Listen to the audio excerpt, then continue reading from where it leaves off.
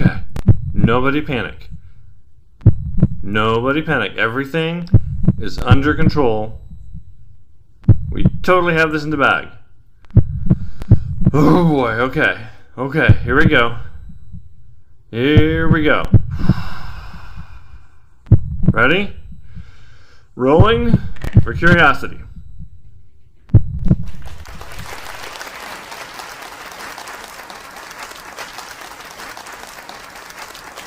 Hello, welcome! I am Julian Loomis, and this is Curiosity Rolled. Today, here to help me with my curiosity is Matt from MimmicsNMisfits. His new actual play series, Fate of the Ocean, is airing Tuesdays at 8 p.m. live. If this is being watched in the future, you should totally still check out Fate of the Ocean on his YouTube channel, MimicsNMisfits. It is just a really good time. You should really check it out. But first, you should hang out with us and enjoy us hanging out and diving into curious topics like the different media we've consumed and the things we got from the stories that we've been watching, what we've learned, and why we enjoy them or binge them, or what brings them to the forefront of our imagination. It's a fantastic conversation. I really enjoyed it. Fair warning, if you watched the first one, you may be prepared for this. If you haven't, you should just know. I was still messing with stuff as I was in the first one. I'm always going to be messing with stuff. That's part of what the intro and outros are for. But the background images slowing down the video has not improved in this episode. I have not learned a new thing that fixed the problem from the previous time. I apologize. So this may be another one that you don't actually want to stare at, because it might bug you if my lips are not moving at the same speed of the video is progressing and the sound is going. His video is perfectly fine, but just so you know, my face does not move at the right speed with the sound. Guess what happens when you zoom in on video that's not synced with the audio? You're right, it looks worse, 100%. But I also mixed in trying other new stuff. And I'll be here at the end to go over what I worked on and why I was excited about it and where that came from. So hopefully I'll see you on the other side. Awesome. What have you seen, played, experienced, not of your own creation, that has piqued your curiosity, caused you to nerd out, or want to just like split open and expose the inner workings of with someone else here today? So we have been watching Dungeons and Drag Queens, which is the first. All right, I could not get my wife to sit and watch Critical Role. That's okay. I couldn't even get her to sit and watch. They're 5 hours long. Animated. You're watching a Super Bowl every week. Well, yeah. So I couldn't even get her to sit and watch the animated one they released on Amazon. That's just a cartoon. That's not even the game. That's it's a cartoon. It's not a game. It's just an actual real show. Devouring. Yeah, and they're doing more. They're releasing the Mighty They're doing a season 2 of that, and they're doing season 1 of Mighty 9. Yeah, I'm really excited. I'm more excited for Mighty 9 than I think I am for Vox Machina. But I think that's when their swoon of pop culture hit. So that makes sense. That's fair. But yeah, so we've been watching Dungeons and Drag Queens and the Game Changer stuff on Dropout. There you go. I was gonna say.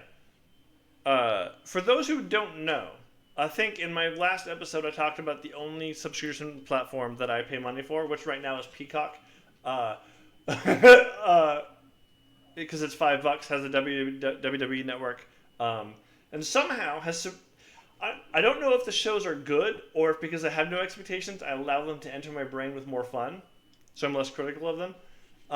But I've enjoyed having that as an option. Also, they have a number of the shows that I enjoy from a binging standpoint, which is nice. But when I was talking about that, I forgot to mention Dropout, only because in conversation we were talking about stuff with studio branding. That's fair. The other platform that I happily subscribe to is Dropout.tv. I don't know why they call it TV, but that's the one. It's College Humor, but their streaming platform. And I love it so much. It is absolutely worth it. It is not just Dungeons and Dragons. It is a lot of non-scripted silliness, Oh game yeah, shows, comedians, improv. It's not so much a D&D niche as it is a theater kid dish, I would say. If you're if yeah. you're And really if into just being silly and creative, it is the platform for you. There's a variety of things, but one of them is Dimension 20, which is their branded actual play studio. but if you want a smaller introduction, Yes. um, look up Game Changer, the last episode of season 2. Yes or So we no? watched we watched yeah, yeah. We watched Dungeons and Drag Queens, Mm-hmm. and then I was trying to show Colleen some more stuff that Brennan does. And there is nothing Being way too good more that it's not fair. impressive. Yeah, there's nothing more impressive to me than when Brennan goes on an unscripted rant. Or because Like he's at one angry. point, yeah. So at one point in the episode, the other people that are on the stage are like, "Oh my god, were we actually not in on this the whole time? And was Brennan actually in on this because his rant was that good?" Mm-hmm. And they're like, "No, he just goes off." Yeah. There's a couple old college humor sketches where Ren plays um, the knight of defender of the basic. Like he's a knight, uh, and he defends like the being basic because it's good fun stuff. Like, but it gets labeled as simple or like whatever. Uh, and there's like Like pumpkin just this. spice. Yeah, exactly. And the way he talks is the way he rants when he's angry. Just not real Shakespearean monologues. And the thing that you realize is that's his brain. And when he's not talking like that, it's abnormal for him. When Yeah. he's not in that brain set in terms of performing, uh, it's backwards. It's yeah. Yeah, and it's really interesting to see. So last week we were talking about how I watched the Clue movie, Yeah, and that wasn't on air, the but we one were that you talking can. about that last week. Oh, right, that's fair. So at the end of the Clue movie, we were talking about how the theatrical release, they released different endings depending on where you were watching it. So the ending that you saw might not be the ending that I saw. mm, So we're watching the movie and they're going through all the explanations over and over and over again. And I started laughing and talking to one of my friends, and I'm like, this is what it's like to have ADHD. You are sprinting from room to room to room to topic, and eventually you get to your point, but also you need to know this thing that happened 10 years ago so that you have context for what happened 5 minutes ago. yeah, And Brennan does the same thing where you can watch this unfettered stream of conscious just come out of his mouth. mm-hmm. And then you see those controlled moments, and it's like the mask sits in place. Yeah, that's awesome. So you've been this all started because you got into Dungeons and Drag Queens, which is uh, as of right now two All four series. episodes are out. Yes, all or six. All Uh, the no, episodes I of think there's Dungeons only and Drag four Queens are episodes. out, and they're on a different one Yes, right now. yes, yes, they are. That's probably next on my list. But Colleen can only watch one campaign at a time, which is fair. That's smart. That's one thing that makes it approachable in a way that Critical Role was not. Is that they're miniseries, so you can get in, get out, buy into the characters, start again. Yeah. That's right. A few episodes is the way to go. Also, Six their episodes episodes is are only 2 hours apiece, as opposed to 5.5. all right. So I'm just saying you can finish half of Dungeons and Drag Queens in the time it takes you to watch one Critical Role episode, Yes. and still have an hour left. Yeah. Although my wife and I talk about Lydia is awesome. She's my wife. Uh, we talk about this all the time. It is a 5 hour time commitment.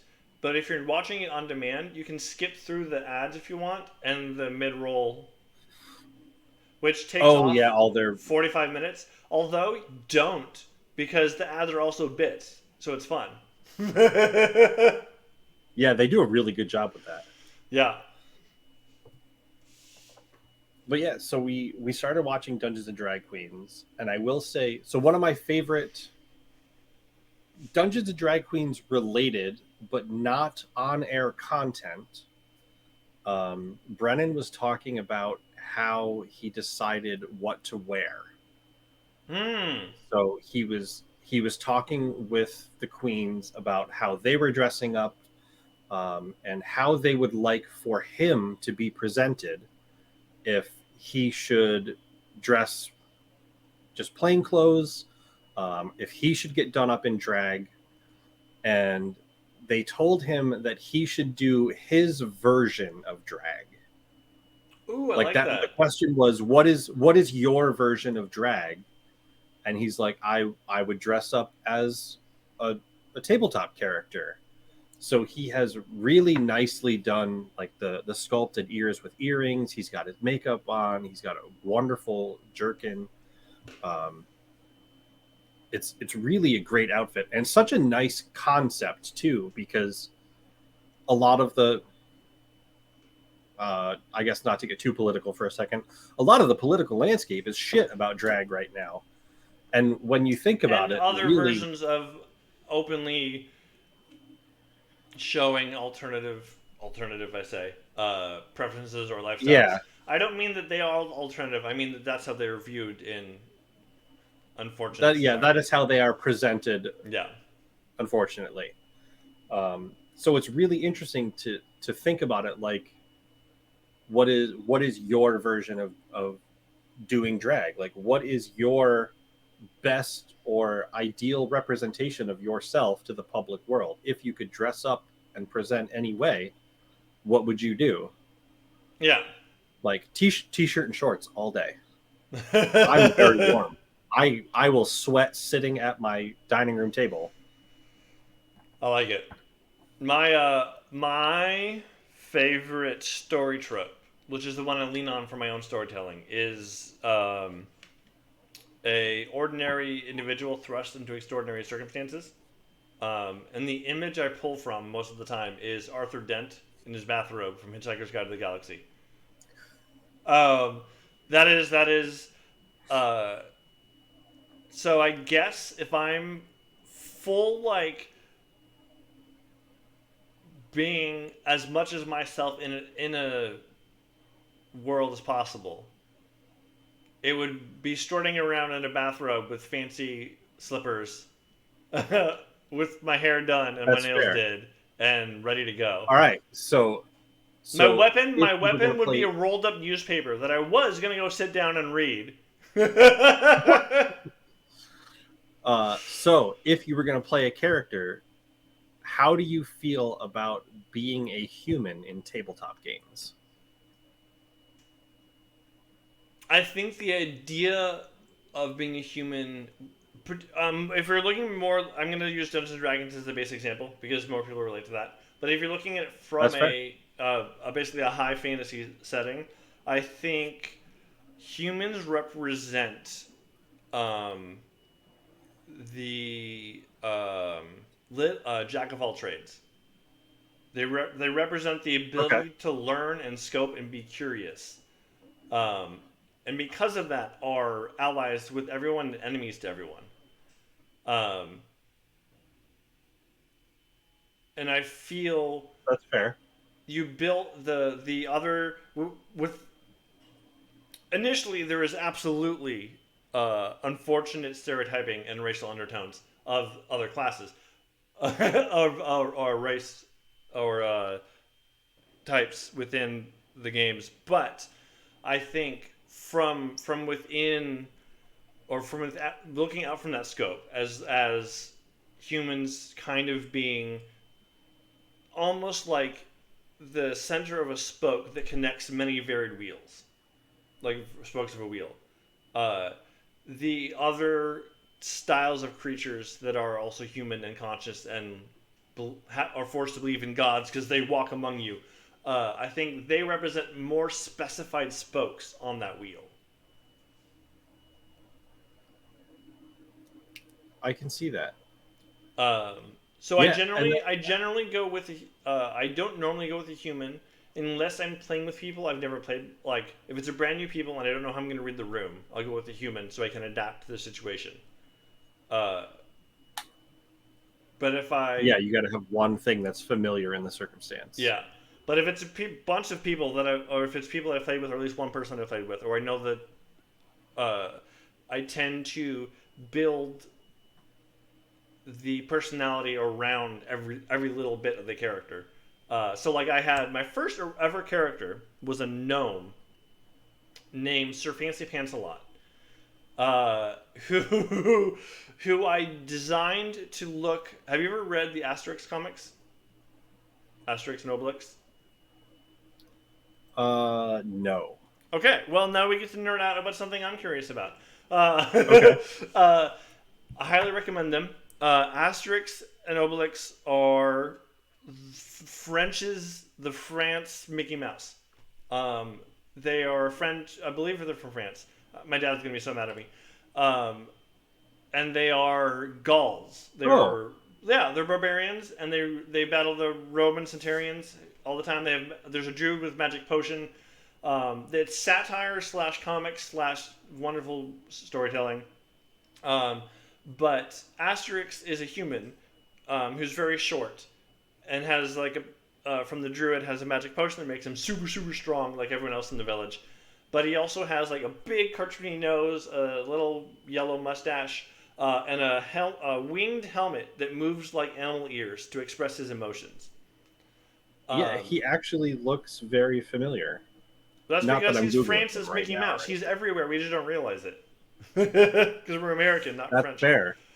Um, it's kind of like we don't really pay attention to soccer, but the world does, so you know it's there. uh, All right, yeah, that's he's got a lot of movies and everything. he does. Apparently, a new one this year. Yeah, I watched it. It was fun.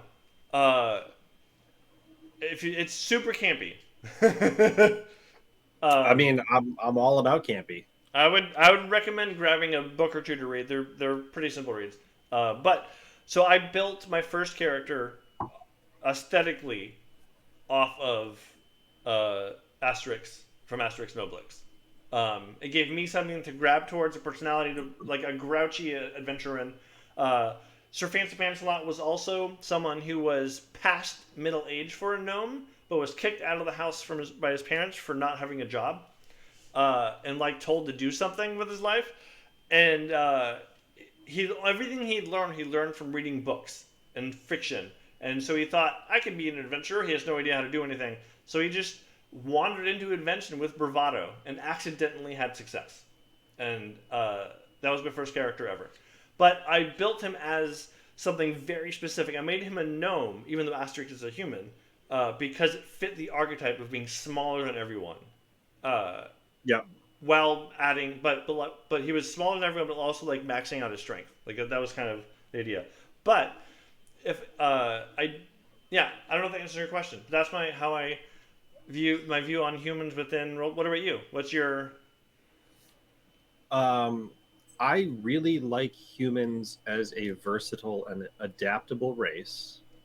I came across, I know we're talking about new media. I came across a new game yesterday mm-hmm. that um, so it's every Friday at noon. They play. The game is called Isliss, ISSLISS, Mm-hmm. and it is humans were exploring the world and attempted to take over the land of monsters, but failed. Ooh. So they exist in this space as a not subservient, but I can't. They are the low power. You are the low man on the totem pole as a human in monster space. And it was really interesting to see how the world interact. Like it's a whole new system. By the way, it's on Kickstarter right now. Oh, awesome!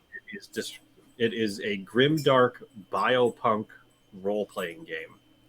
Nice. Very cool to check out. They play over.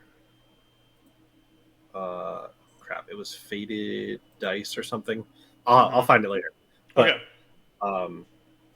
The whole concept was like humans are trying to get by and function in this place where nothing is made for humans.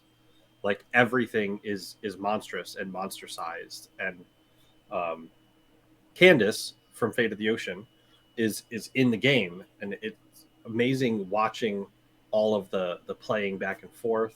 Also, one of the players had these really cool like cyberpunk artificer glasses, but they were functional. Like it had a working flashlight and a magnifying glass and like color changing lenses. And not that maybe I need more props. Who knows? Yeah. Go all out. But yeah. So the whole system is like humans tried their hardest to do this thing, and we're just like, no. And now they're dealing they're dealing with intelligent monsters that have civilizations and kingdoms and all of the things that you would think about in like medieval humans is these monsters with power and magic and everything to control the world. And they were talking about somebody was given, not circumstance. Basically, somebody was chosen. A human is chosen every month and given a thing that lets them plead their case, because depending on how good you do at work determines your accommodations and food and all that for the month. And you can use this chit to argue or to have a chance to plead your case and basically beg whatever the equivalent of a magistrate is, to have a better life, to have a higher standing. But being given the humans look at it like it's this amazing thing. Like, yeah, I got this cool opportunity. But the monsters are really like, here, you were the biggest loser this month. You get this thing. And then they all gather round while you sit on your knees and beg for a nicer house and more food. That's funny. The humans being the bottom of the totem pole reminded me. Have you ever seen A Cabin in the Woods from Joss Whedon? No, I don't do horror movies. Okay, that's fair. Absolutely fair. Neither do I. I guess with clarification, I don't do. I don't think empathetic's the right word, but I'm going to use it. I have a very empathetic brain. Yes. So seeing someone physically get hurt, yes, you get that tingle sensation, and yeah. I can't watch that. Okay, totally fair. And I never know what movies are going to have it and aren't. Yeah. Does that affect how you like? Do you not enjoy like action movies then, or is it more like because horror movies kind of ramp up the sense of pain? Is that more? Yeah. So like, all right. So like Avengers. Yeah. You know, people get punched in the face all the time. Yeah, and that's not as bad because I'm going to say it's the scale of view. So like somebody punches Spider-Man in the face, you don't see Spider-Man's face. But in horror movies, so like Saw, you are watching somebody and there is bare skin, and you Yeah. have that So immediate, it's oh more my God, visceral. that could be, yeah, Okay, like that that makes could sense. be my arm. I definitely have, yeah. So I'm gonna piggyback of what you just said. I'm not a fan of torturous horror movies. I'm not a fan of being scared, to be perfectly honest. Even though I am planning horror stuff to do, um, I do that from a storyteller standpoint because I think comedy and horror have the same beats. So I like to use that the sense of dread that comes from being like chased or worried to mix in with punchlines. Like that's my storytelling style. Um, but so I agree. Cabin in the Woods is actually a science fiction movie, not a horror movie. It is a parody of the trope of a cabin in the woods where you raise a zombie army. Um, there Oh, is it's a parody of Evil Dead. Yeah, it's a parody of Evil Dead, and that trope in because Okay. that's a classic idea. Like you stumble on teens stumble on a camping trip and things go awry. Like it's based on that idea. Um, but so there is um, when you're in the part of the movie that is from the characters that are at a cabin in the woods, there is that aspect. So you might not like it. That's entirely fair. But uh, it is not. Um, it is not leaning into that being why things are happening. If that makes sense. Okay. Um, it is very quickly pulled out of perspective, where you see the rest of the world. Oh, now I'm worried about spoiling it for you if you're actually going to watch it. Damn It's it. okay. Honestly, if I consume media, um, so upside downside of ADHD brain, sometimes you figure out what's happening really quickly, and other times you forget everything anybody told you about a movie. Like there are some movies that I can watch 4, 5, 6 times, and that sixth time, I'm still surprised at what happens Yeah, fair. Okay, because I'm not gonna I hold back. forgot all of it. I'm not gonna hold back. Uh, for people who are interested in this concept of a film, you should also watch it and like plug your ears every 10 seconds and then unplug them, just so you don't get all the spoilers.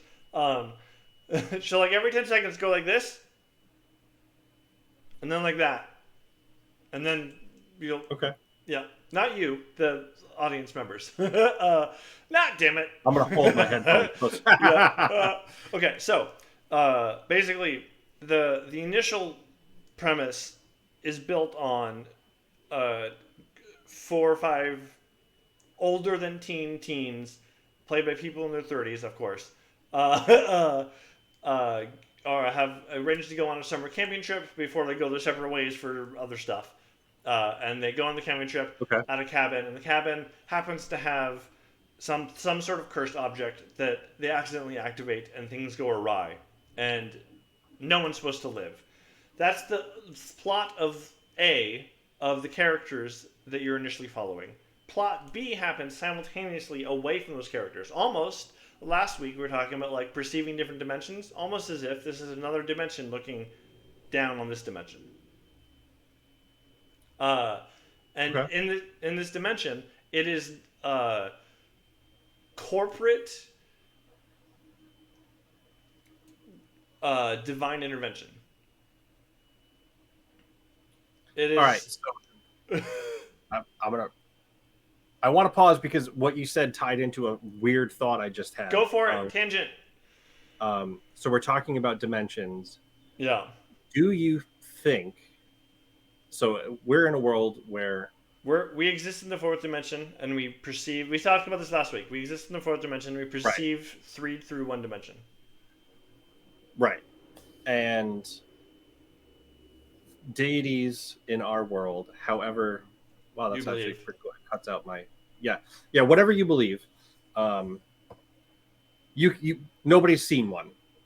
You haven't seen a literal god, or there's no evidence that people have perceived a god. Mm-hmm. Do you think that one of the potential dimensions could be godhood, Yes. and it's one that exists in tabletop games where they can perceive beyond the three dimensions that we do, especially because you have wizards that can do things like control time, Mm-hmm. which puts them in a more advanced dimensional state to perceive Than an average human. and Yes. interact with gods. Yes. I'm gonna. My I'm gonna answer get to your lost on that question. later, but No, my answer to that question is yes. I think. I think. Um, oh man, this might be the rest of the episode. I I think. Um, the proof, not the proof. What you're describing is experience what we cannot describe in words when we experience things in altered states of consciousness. So, and as one who has not actually tried hallucinogenics, this is just what the understanding of the common ground stories and what people talk about and how it feels. But I think in many ways, um, there is a level of unexplainable that is only unexplainable because of the way we have evolved to currently exist in our world and in this time, space, and society. So, like, as over our evolution, as we've evolved to be, and what we believe the top of whatever food chain, like, we've effectively evolved to no longer be part of the natural ecosystem in a way as humans. right. So even though we are animals, we kind of exist alongside a parallel track of nature. Um, and I think that evolution of becoming ants that build giant, complicated towers and run thought experiments through things that don't exist to create things that do exist, like that version of our brains focusing on stuff, I think removes what could have been or is the other side of perceiving other things, because it's like a hyperfixating but for consciousness, if that makes sense. So Okay, so like, do you think we have evolved away from the ability to see that? All right, so like yes, I do. there's a few pieces here. So like everywhere in the world, including places that have not interacted Mm-hmm. ever, Mm-hmm. there is dragon iconography.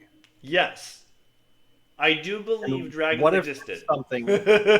what if that's something that's outside of our level of perception? 100%.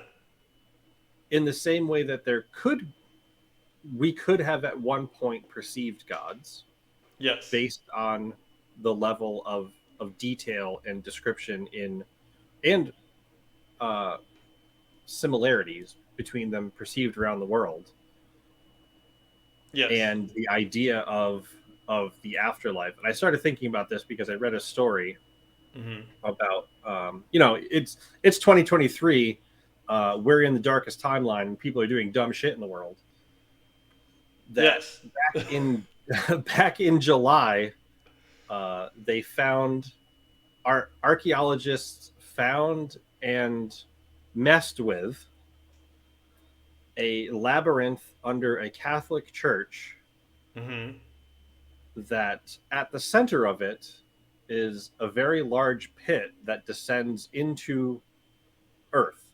Mm-hmm.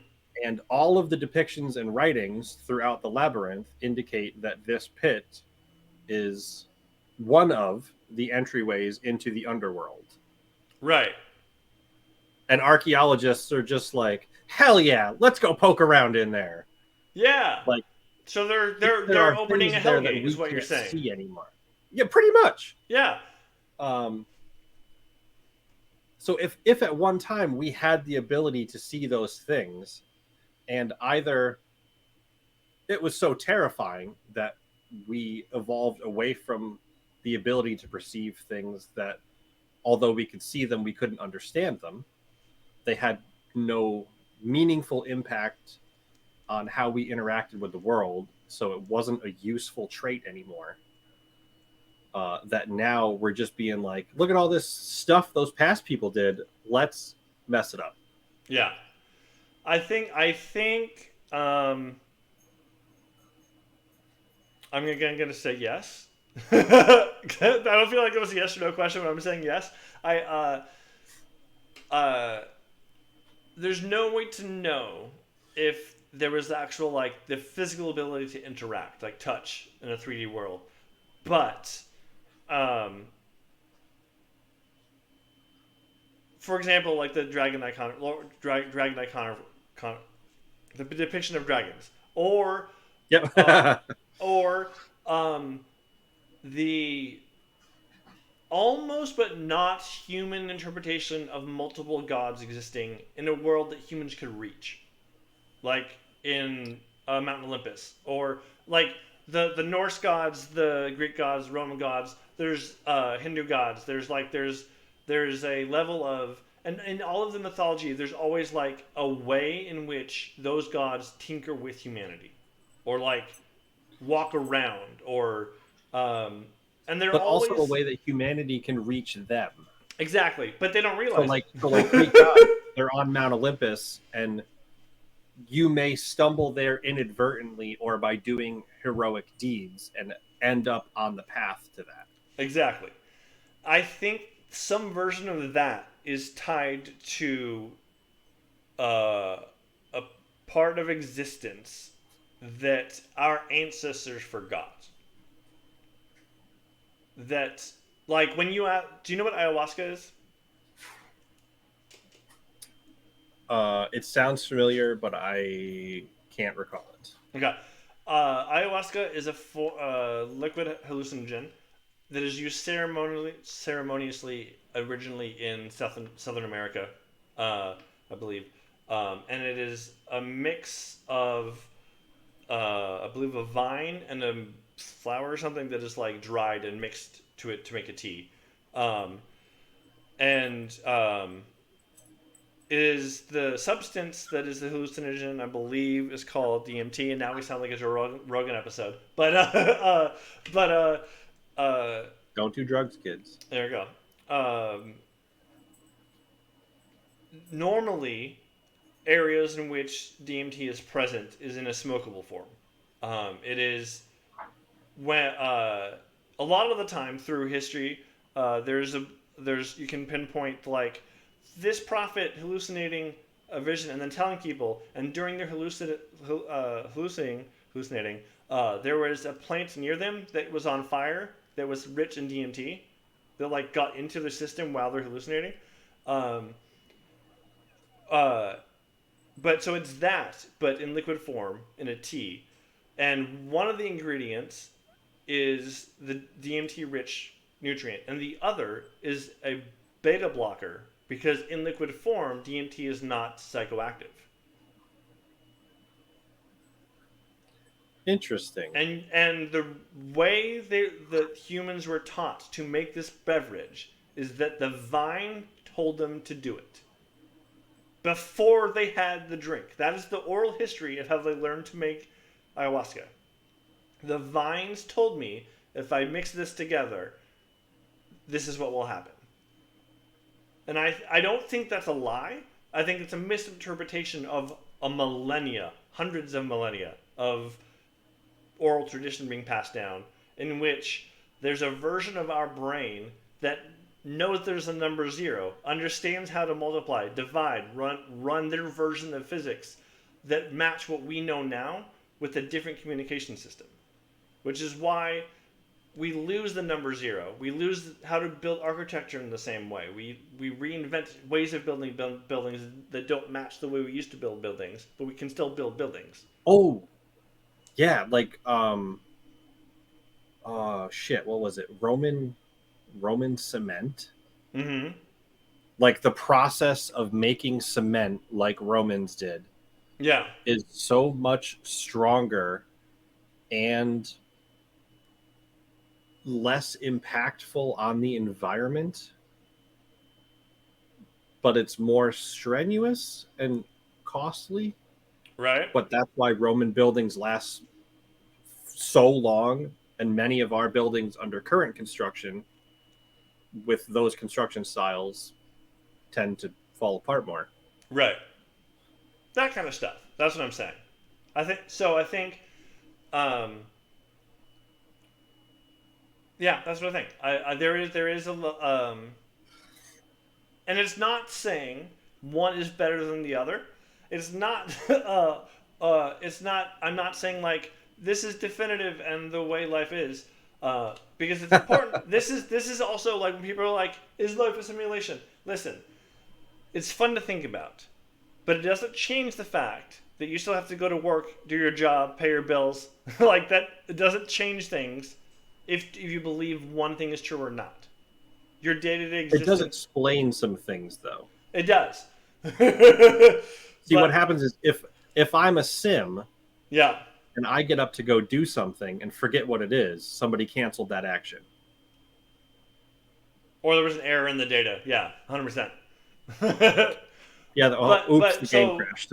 so ultimately, all of this is conjecture and a fun thought experiment, and I really enjoy thinking about it because every myth, every legend, every kernel of not being real is shared.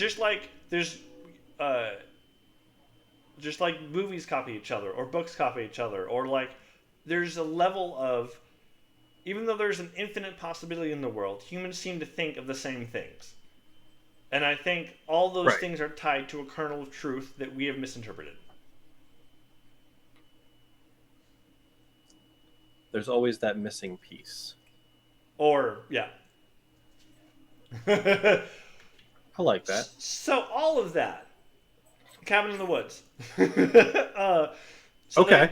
yeah, I'm going to finish this, and I think that'll end up being our 45 minutes. That was fast. I'm going to finish this thought, though. So, Cabin in the Woods, you have the people going to the woods to the horror movie happening.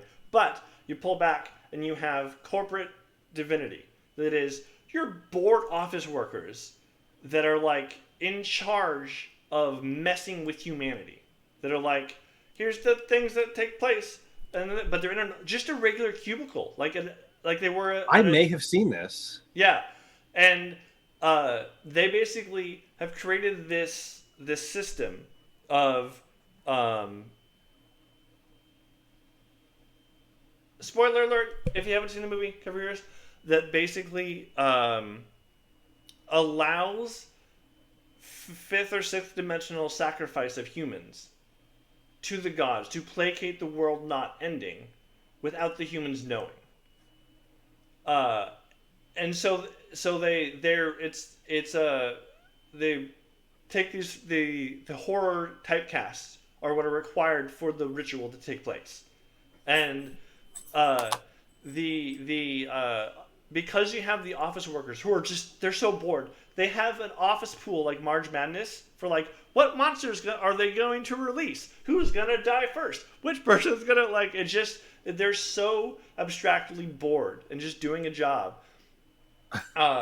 And the slowly it unravels because the people, the one guy who smokes pot, which apparently pot blocks the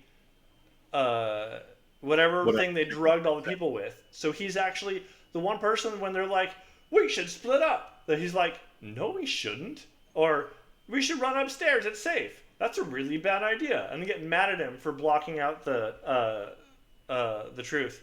And then they're like, I may have actually seen this movie. yeah. So I'm not gonna say the whole plot of the movie so people can watch it, but basically the people in the cabin realize there's two things happening at once, and it's crazy. And the gods made a mistake in who they labeled as which person. so the wrong person died first, canceling the spell, which accidentally means even if everyone had died, the spell would have failed, which is a small detail, the thing that I go into. But also, the people realize something's wrong. They break into the god headquarters, basically, and like let loose all the monsters they have stored from imagination to just destroy the other people, and then the world ends because the sacrifice did not take place. And the end of the movie is them sitting like on the camping site, just now what? And a giant hand comes out of the ground and just squishes like the earth. That's the end of the movie. Yeah. Anyway, there is a horror plot. There is slashing and gore, and mixed in because things are happening. And I normally don't that like outside influence might be enough. It is. The minute they pull back and you're like, oh, that's interesting, you get tied into the mystery more than the gore. And it's not nearly like a Saw movie at all in any way, shape, or form. Okay. So highly recommend. I will put that on my list. Yeah. Hey, you're still here. That's fantastic. Thank you so much. That either means you watched all the way through or you just skipped from the beginning to the end to hear what I went through to make this episode. And avoided the content in between, which is fine. I mean, this is all part of the process, so I'm glad you're here either way. So, I don't know if you noticed, but there are a lot of chops and cuts in this episode, not audio-wise, video-wise. This episode was not moved around to get the best, more specific story structure or story beat structure in the audio, because the flow of conversation was fairly direct. And moving around the stories would have made it more choppy. So that did not happen. But this time, I did something different visually, which was exciting. I worked on creating more of a cinematic feel and more of a dynamic visual setting by manipulating the camera angles and shots depending on who was talking and when. So that if one of us is in a monologue of a story, it's a close-up on just our face. And if the two of us are kind of talking over each other, there's a wide shot of both of us. And if we're trading stories back and forth, it's going between my face and his face and back and forth. And I'm not saying that the shots were consistent or I cut them in the right way at the right time. But it was really exciting. I think obviously it's hindered, the output or the final product is hindered by not having learned how to fix the issue I have with the background images slowing down my face, visually but not audio wise. But it got me the exact thing I was looking for in terms of changing the dynamic of the video, because it is now no longer just a box of two heads talking. It is zooming in and zooming out and providing different feels visually for the conversation, which it felt really cool. It took both equally a lot of work, but not as much work as I thought. It took a lot of work in that I had to click repeatedly and kind of rewatch the whole thing from beginning to end to know where the cuts were going to be. But I'd already thought in my head of how I wanted where I wanted each cut to go. So I wasn't like guessing. It was just this person's new story starting. Switch the camera angle. Oh, this person interrupted the other person with a joke. Let's do a wide shot. Oh, we're traded barbs here. Let's go back and forth. So I had it in my head already. But it was a lot of click, click, change, click, click, change going through the whole video. So it took a lot of time, I guess you would say. But it wasn't nearly as difficult as I thought. And I'm sure there's an easier way to do it than I did it this time. But I basically had four layers of the same video. One layer of the audio that was already improved from the previous edits of the master copy. But I had the audio layer, the initial video layer that is just both of our faces on the overlay, and then I had one that I edited to be just cropped and zoomed in on his face, and one that just edited cropped to be zoomed in on my face. And at the end of all that editing, I went, oh, you can't see the captions when one of our faces zooms in. How do I fix that problem? Well, I fixed that problem by having a fourth layer, that it was just the bottom layer of the overlay, so that it covered regardless of who was on screen. And the captions, I managed to get the captions to line up just kind of sort of at the right spot, because that was difficult with the audio from where the video starts. So you can actually see the captions all the way through. I don't know if I had to do that many layers in order to do this, but that was the way to getting to my solution this time. And I was really excited with the final product. Hopefully you enjoyed it as well. Let me know in the comments what you thought about the camera angles or cutting back and forth, or thoughts that made you think of for maybe trying different stuff in the future. Awesome. Thank you for hanging out. I'll see you next week.